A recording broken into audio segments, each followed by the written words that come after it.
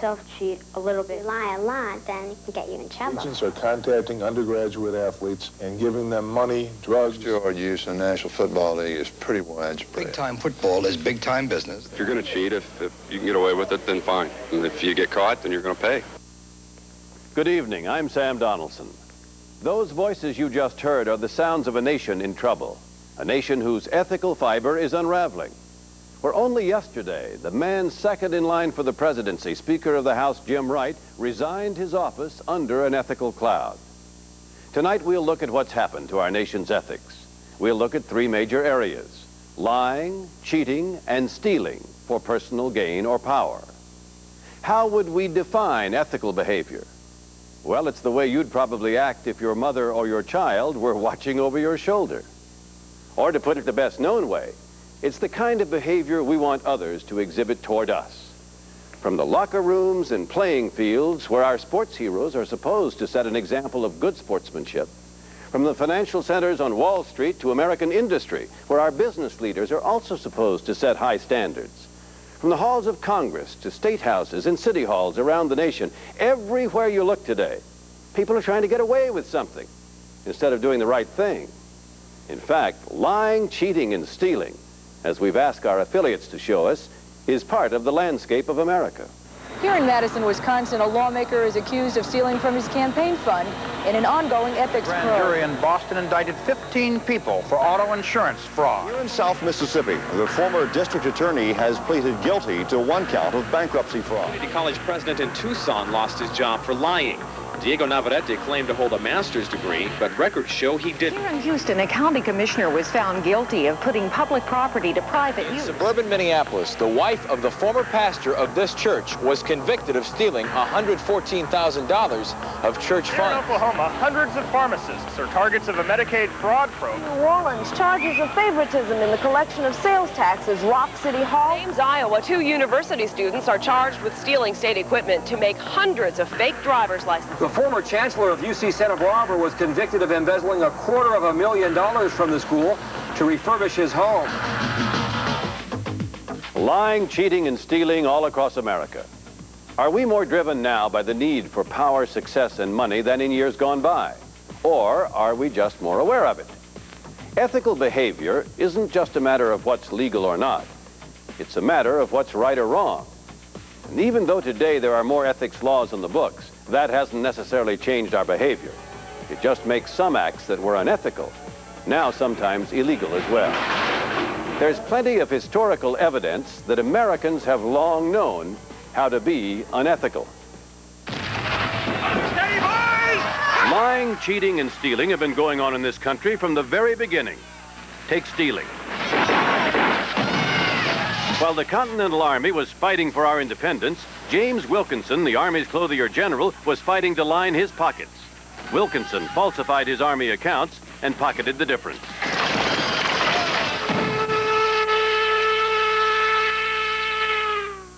The public ripoff in the building of the Transcontinental Railroad was on a far grander scale. The last spike. By the time the Golden Spike was driven in 1869, the construction syndicate and cooperating members of Congress had managed to pad the bill to the taxpayers by about $50 million. At least that fraud was paid for by the whole country. New York City's boss Tweed was sent to jail in 1873 for stealing almost $200 million from New York City alone. But almost nothing beats the Teapot Dome scandal in the 1920s involving these oil fields in Wyoming, set aside for the U.S. Navy. President Harding's Secretary of the Interior, Albert Fall, took payoffs to secretly lease the Navy's oil to private companies. Fall went to jail. That's friendship, friendship. Ah, friendship. Vice President Spiro Agnew got so friendly with Maryland contractors, they slipped him envelopes full of cash. I will not resign if indicted. I will not resign. In the end, of course, Agnew did resign after pleading no contest to one charge of income tax evasion. So, stealing isn't new. And what about cheating? Sometimes it seems the cheating that goes on in this country rivals baseball as the true national pastime. The World Series of 1919, the subject of the recent movie 8 Men Out, turned into a national scandal because of cheating allegations. Was that as sweet as a hard guy? Joe! Say it ain't so, Joe. Say it ain't so. But it was so.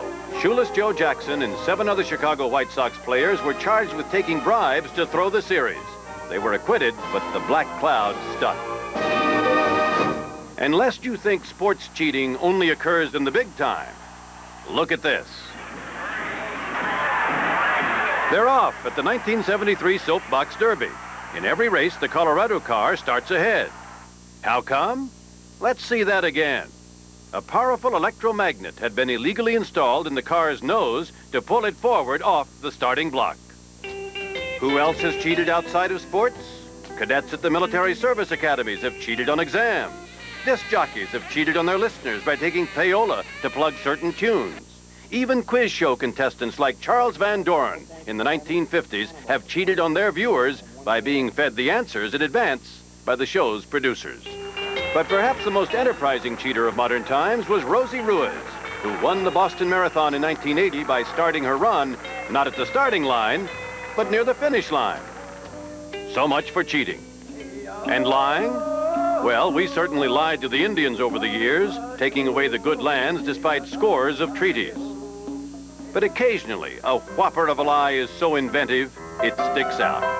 In 1971, Clifford Irving claimed he had collaborated with Howard Hughes on the billionaire recluse's biography. We all lie a little bit. You bet. Irving never spoke to Hughes. Then there was this dramatic story in 1980 about an 8-year-old boy named Jimmy, who was a heroin addict.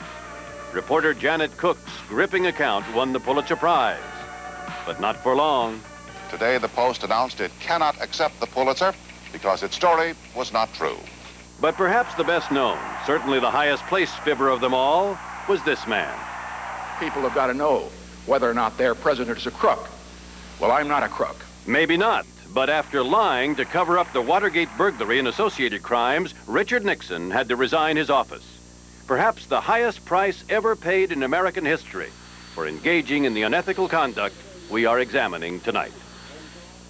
So as we've seen, the ethical fabric of this country has always been somewhat threadbare. But there's a perception that today it's in tatters, that things have gotten out of control. America in 1989 appears to have lost its moral compass. Wait, where are we going? Where are we going? This is wrong. Are you listening to me? Go back. There was a time when it seemed like we all shared a common goal. Parents were always there to provide direction. Neighbors were part of the family. Sunday sermons guided us the whole week through. And the noble rhetoric of our presidents inspired us. Ask not what your country can do for you. Ask what you can do for your country. Too many people today have said, no, I'm going to do unto others before they do unto me. Dog eat dog. Many of the things that held us together have split apart. 51% of marriages will end in divorce. 67% of families have 2 working parents. The bond of neighborhoods has disappeared.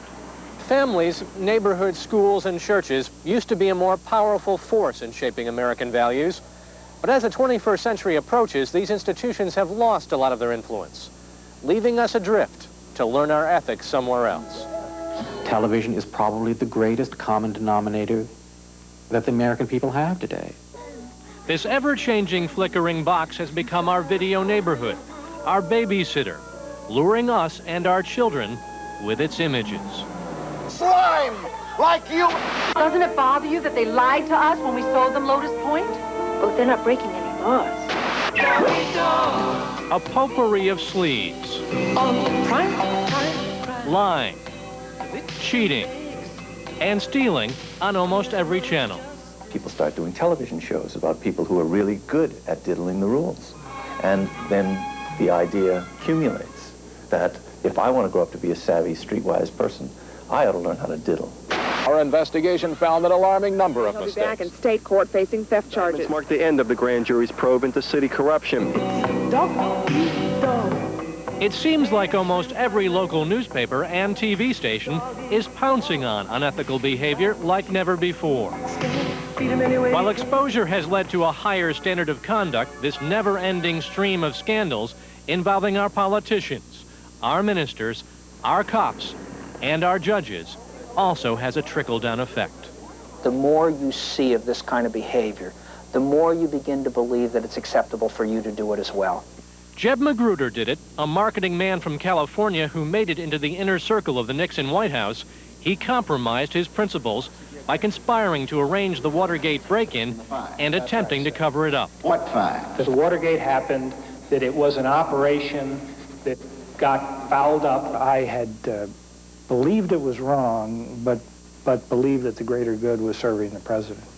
Magruder is now a minister in Columbus, Ohio, and chairman of that city's Ethics Commission, which is currently trying to sell honesty in a TV commercial. And you can stand up tall, your heart will know it and show it. But look at what tiny tributes to virtue like this one have to compete with. The yuppie mentality is to get yours, get it now, get it quick.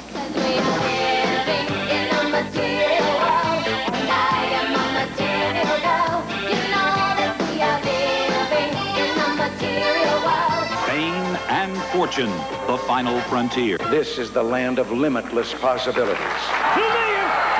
After the uncertain economic times of the 1970s, we didn't need much of an excuse to be selfish. Tell me what is success? 20 years ago, the #1 goal of college students was public service. Now, according to a recent poll, it's personal gain. I'm looking forward to being a yuppie with money very soon. We are all here to make a quick buck. The possibility of making so much money so young can turn anyone's head. Today, a generation without ethical foundation makes winning the prime objective, and rules are bound to be broken along the way. They are becoming morally immune, it seems, immune to indignation in the face of unethical behavior, immune from compassion in the face of the homeless and of people that we could help. With so few voices reminding us that we're in this together, and so many mesmerizing us with the message, get it for yourself any way you can, it's no wonder we've lost our way. Are we in the media, TV, radio, newspapers part of the problem? Some say we are, exploiting ethical misbehavior in the race for ratings and circulation. But the incidents of lying, cheating, and stealing are real. And perhaps what's more frightening is that we've come to expect, if not accept, that this is now our way of life. Lying, cheating, stealing in America with Sam Donaldson. Brought to you by Kellogg's Nut and Honey Crunch. The taste of nuts and honey all wrapped up in a hearty crunch. Norman, what's that? Nut and honey. I asked a simple question. Norman, are you eating something? It's nut and honey. He lies like a dog. Kellogg's Nut and Honey Crunch. Crisp golden flakes glazed with sweet honey and real roasted peanuts. Irene, what's that you're playing? Nut and honey. Two can play this little game. Kellogg's Nut and Honey Crunch. If you thought you had to give up comfort to get a close shave, Norelco says, think again. Their revolutionary shaving system shaves skin close in a way that's incredibly comfortable. As the hair enters the chamber, the patented lift and cut system lifts each hair and holds it a split second before a blade cuts it, so it's possible to shave skin close without the blades even touching the skin. The lift and cut shaving system from Norelco. We made close comfortable. Here's today's leader in big pickups, Ford. Ford leads in the important advantages that Chevy can't talk about. Go with the leader. Ford leads Chevy with a longer, wider, deeper box that carries more maximum payload than Chevy. Go with the leader. This Ford costs $715 less than... And she choked me, but I didn't want to and everything. To be her blood sister. Now, Yeah. what does that mean when you're becoming the blood sister? I think. Well, she did it the other way. She wanted her to put her pinky. Yeah, she wanted me and Gypsy and to put her pinky in the middle. Mm-hmm. And so have you all had some kind of